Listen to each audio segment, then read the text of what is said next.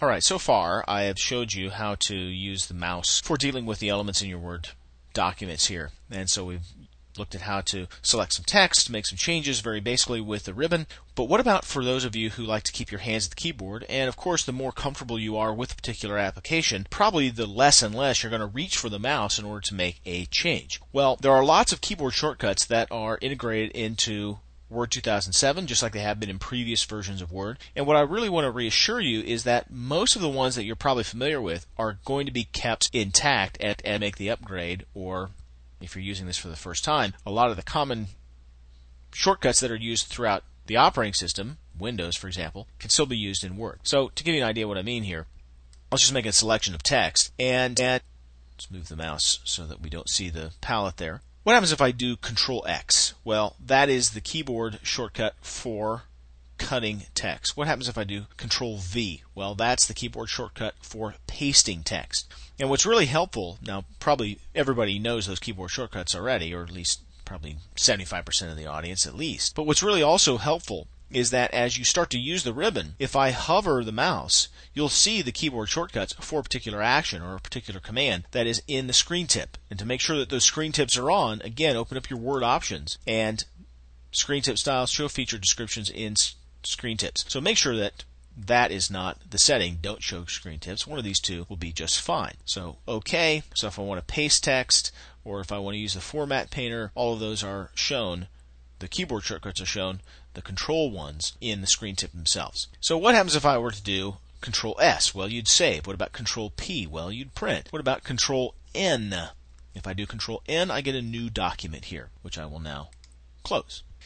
And I could have done the keyboard shortcut of Alt F4 for that, I guess, as well. So those are the control shortcuts, and you can investigate those certainly on your own. The other way that you can navigate around the entire application without touching the mouse is to remember the Alt key.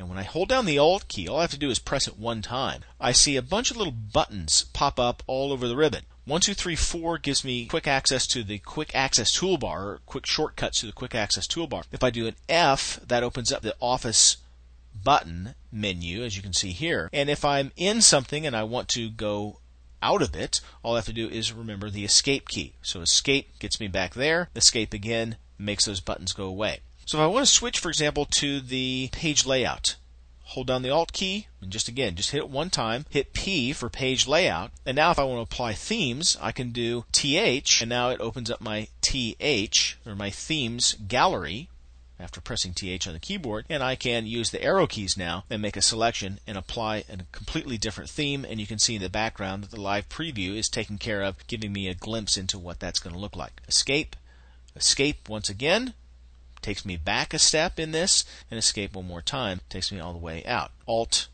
H to go to the Home tab, and then if I just want to make a selection bold, for example, I can press the 1. Now, I don't have any text selected, so again, let me make a selection of text.